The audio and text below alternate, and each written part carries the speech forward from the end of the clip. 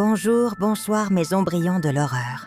Ce soir, je vais te raconter une histoire inspirée de faits réels. Mais avant que je ne continue, abonne-toi si tu veux que je te la lise jusqu'au bout. Oui, toi. Clique sur s'abonner. Sinon, cette histoire risque de s'arrêter ici et de venir te hanter cette nuit. Alors, tu t'es abonné? Parfait. On peut commencer. On est en 1912, à Villisca, dans l'Iowa. Cette année-là, toute une famille, les Moore, et 2 enfants invités pour la nuit, ont été retrouvés massacrés à la hache. Le tueur n'a jamais été retrouvé. Depuis, leur maison est devenue un lieu maudit, que peu osent approcher. Alors, forcément, j'y suis allée. Pour filmer, pour comprendre. Mais dès que j'ai franchi la porte, j'ai su que j'avais fait une erreur. L'air était lourd, étouffant. Et cette odeur, un mélange de métal, de poussière et de quelque chose de pourri. Le propriétaire m'a juste dit « Si vous entendez des pas dans le grenier, ne bougez pas. Et surtout ne parlez pas. » J'ai souri. Je croyais à une simple légende. Mais dès que la nuit est tombée, la maison a commencé à respirer. Le parquet gémissait sous mes pas. Chaque mur semblait suinter un souvenir.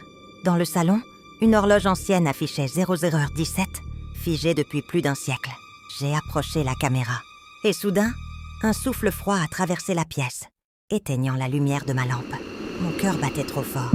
Je me suis retournée et j'ai vu dans le reflet de la vitre une silhouette derrière moi. Immobilisée, observant. Il était environ 2h du matin quand j'ai entendu des rires à l'étage. Des rires d'enfants, lointains, comme étouffés par les murs.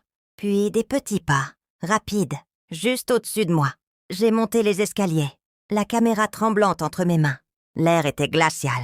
Et en haut, tout s'est tu. Sur le lit, 2 poupées anciennes. Elles n'étaient pas là plus tôt. Leurs yeux de verre me fixaient, vides. Entre elles, un petit jouet en bois oscillait tout seul. « Arrêtez de jouer avec moi !» La voix venait du coin de la pièce. Quand j'ai tourné la tête, j'ai vu une empreinte sanglante d'enfant sur le mur. Petite, parfaite, et encore humide. Puis, les pas ont commencé. Au-dessus de moi. Lance, Lords. Un rythme qui résonnait avec mon propre cœur. Je me souvenais des paroles du propriétaire. « Si vous entendez des pas dans le grenier, ne bougez pas. Et surtout ne parlez pas. » Mais j'ai voulu comprendre. Alors, j'ai monté l'échelle. Chaque marche grinçait, comme si la maison tentait de me retenir. En haut, l'air était glacial.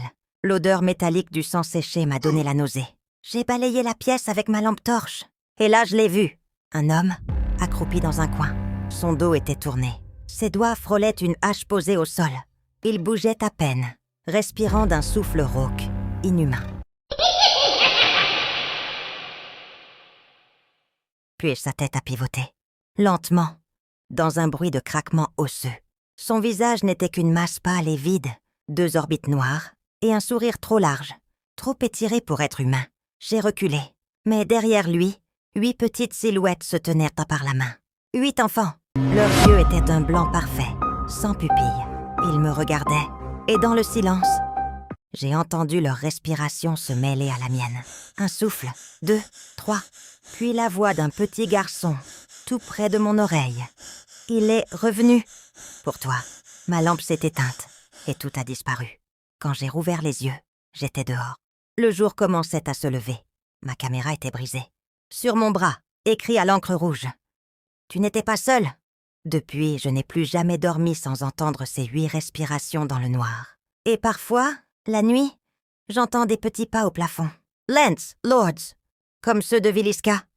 Alors si un jour vous passez devant une vieille maison et que vous entendez des pas au-dessus de vous, ne bougez pas, ne parlez pas, parce que peut-être qu'ils sont encore là.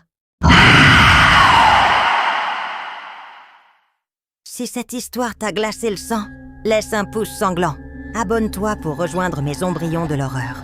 Et prépare-toi, car la prochaine histoire sera encore plus vraie et bien plus terrifiante.